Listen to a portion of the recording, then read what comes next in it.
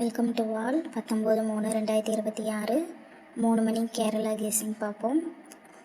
3 digit box 629, 283, 448, 292, 574, 2 digit 62, 26, 28, 82, 48, 84, 29, 92, 57, 75,